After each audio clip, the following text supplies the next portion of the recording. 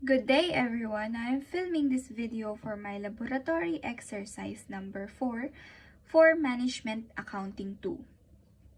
Before we move ahead, let us find out what is the definition of rate of return or ROR. According to Investopedia.com, rate of return is the net gain or loss of an investment over a specified time period, expressed as a percentage of the investment's initial cost. Okay, let's go to our procedures. The test is divided into 2 parts. Read and understand the instructions for each part. For question number 1, we have Panday Incorporated purchase 100 shares of Metals Incorporated common stock for 25 pesos per share 1 year ago. During the year, Metals Incorporated paid cash dividends of 2 pesos per share. The stock is currently selling for 30 pesos per share.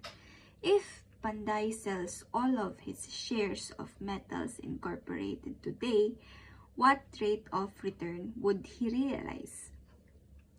The formula that we will use to compute rate of return is rate of return equals to the final value, including the dividends and or interest and or cash flows, minus the initial value, then the total will be divided by the initial value. Let us write it this way. Rate of return equals to final value minus initial value all over the initial value. Alright, in this scenario, we have 30 pesos per share as the selling price, or we can say our final value, plus the dividends of 2 pesos per share. Then let's subtract the initial purchase price of 25 pesos all over to be divided by 25 pesos. Let us calculate the rate of return.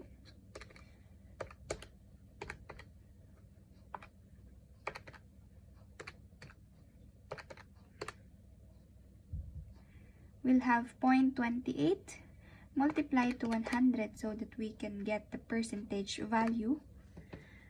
So Panday Incorporated will have 28% as his ROR or rate of return should he sells his shares today.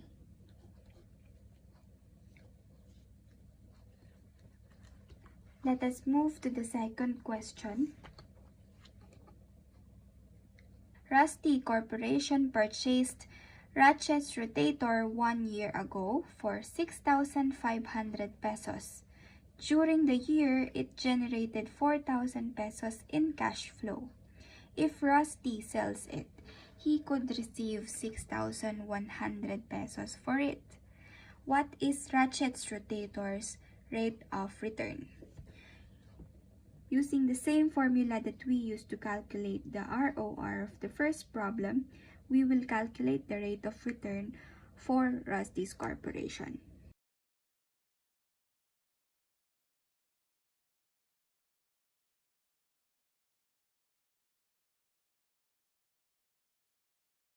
Rusty will receive 6,100 pesos when he sells the Ratchet's rotator. Then, let's add the cash inflows or gain of 4,000 pesos. Then less the purchase price of 6,500 pesos. The total amount will be divided by 6,500 pesos. Let us calculate.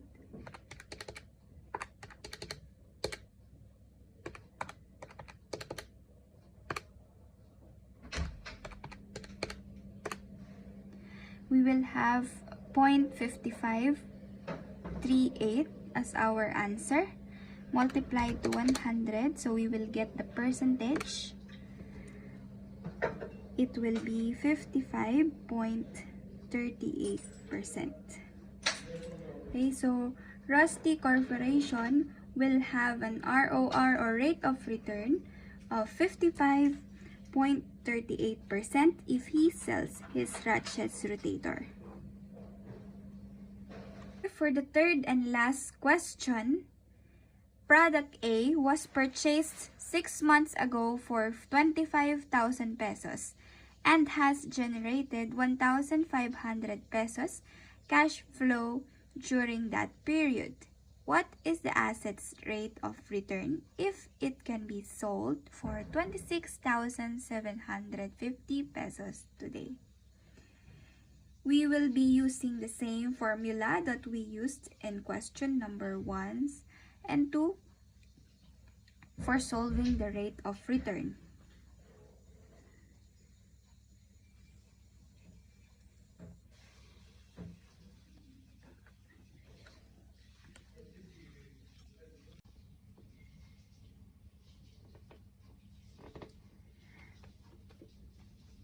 Product A's selling price is 26,750 pesos plus his gain of 1,500 pesos. This is during the 6 months period, alright? Then let's subtract the cost of purchase amount of 25,000 pesos. This total inflow shall be divided by the purchase price of 25,000 pesos. Let us compute.